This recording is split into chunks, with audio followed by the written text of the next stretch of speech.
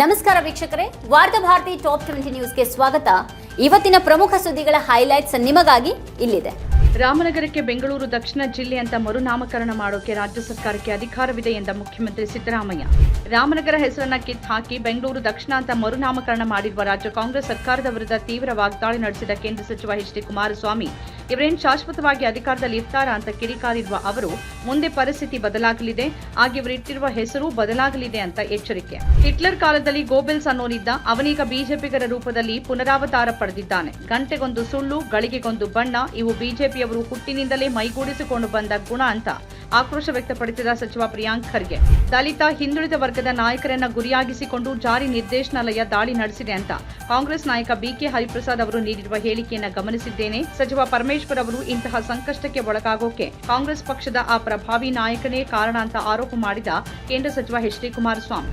ಸುಳ್ಳಿಗೆ ಮತ್ತೊಂದು ಹೆಸರು ಕುಮಾರಸ್ವಾಮಿ ಅಂತ ಕಿಡಿಕಾರಿದ ಡಿಸಿಎಂ ಡಿಕೆ ಶಿವಕುಮಾರ್. ಚಿನ್ನ ಕಳ್ಳ ಸಾಗಾಣಿಯ ರನ್ಯಾರಾವ್ ಪ್ರಕರಣದ ಮಾಹಿತಿಯನ್ನ ನೀವೇ ನೀಡಿದ್ದೀರಾ ಎನ್ನುವ ಕುಮಾರಸ್ವಾಮಿ ಆರೋಪದ ಬಗ್ಗೆ ಪ್ರತಿಕ್ರಿಯಿಸಿದ ಶಿವಕುಮಾರ್, ಕುಮಾರಸ್ವಾಮಿ ಒಬ್ಬ ಮೆಂಟಲ್, ಅವರ ಮಾನಸಿಕ ಆರೋಗ್ಯ ಹದಗೆಟ್ಟಿರಬೇಕು, ತಲೆ ಕೆಟ್ಟು ಹೋಗಿದೆ ಅಂತ ವಾಗ್ದಾಳಿ. ಕಲಬುರಗಿ ಜಿಲ್ಲೆಯಲ್ಲಿ ಪ್ರಿಯಾಂಕ್ ಖರ್ಗೆ ಸರ್ವಾಧಿಕಾರಿಯಾಗಿ ಮೆರೆತಿದ್ದಾರೆ, ಅವರ ಪಾಪದ ಕೊಡ ತುಂಬಿದೆ ಅಂತ ಟೀಕಿಸಿದ ಪರಿಷತ್ ಸದಸ್ಯ ಎನ್ ರವಿಕುಮಾರ್. ಮೇ 24ರಂದು ಪ್ರಕಟವಾಗಲಿರುವ ಎಂಜಿನಿಯರಿಂಗ್ ಸೇರಿದಂತೆ ವಿವಿಧ ವೃತ್ತಿ ಶಿಕ್ಷಣ ಕೋರ್ಸ್ಗಳ ಪ್ರವೇಶಕ್ಕೆ ಕರ್ನಾಟಕ ಪರೀಕ್ಷಾ ಪ್ರಾಧಿಕಾರ ನಡೆಸಿದ್ದ ಸಾಮಾನ್ಯ ಪ್ರವೇಶ ಪರೀಕ್ಷೆಯ ಫಲಿತಾಂಶ.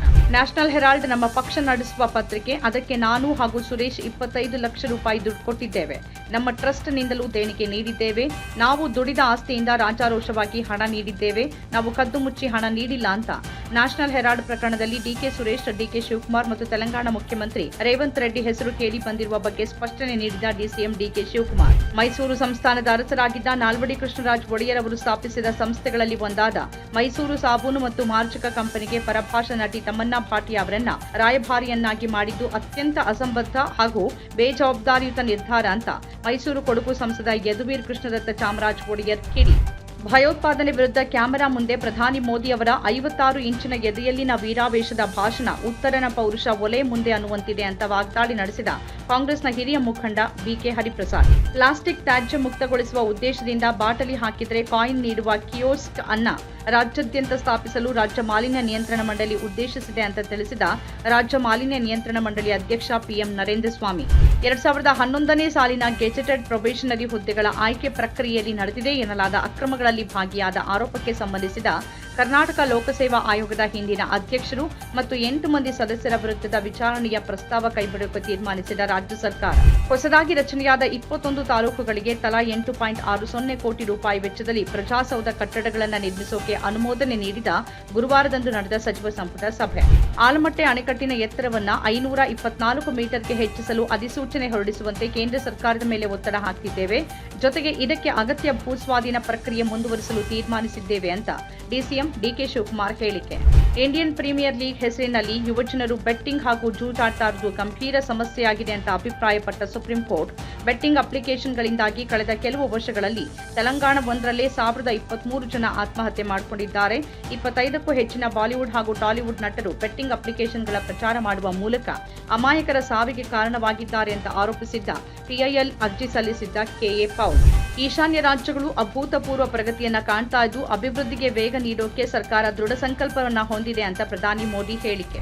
ತನ್ನ ಪತ್ನಿಯ ಸೀಮಂತ ಕಾರ್ಯಕ್ರಮದ ಸಿದ್ಧತೆಯಲ್ಲಿ ತೊಡಗಿದ್ದ ವ್ಯಕ್ತಿಯೊಬ್ಬರು ಮನೆಯಲ್ಲಿ ಕುಸಿದು ಬಿದ್ದು ಮೃತಪಟ್ಟ ಘಟನೆ ದಕ್ಷಿಣ ಕನ್ನಡ ಜಿಲ್ಲೆಯ ವಿಟ್ಲ ಸಮೀಪದ ಕನ್ಯಾನದಲ್ಲಿ ನಡೆದಿದೆ. ಕನ್ಯಾನ ಮಿತ್ತನಡ್ಕ ನಿವಾಸಿ ಪಿಕಪ್ ವಾಹನದ ಚಾಲಕ 33 ವರ್ಷದ ಸತೀಶ್ ಮೃತಪಟ್ಟ ವ್ಯಕ್ತಿ. ಅವರ ಪತ್ನಿಯ ಸೀಮಂತ ಶುಕ್ರವಾರ ನಿಗದಿಯಾಗಿತ್ತು.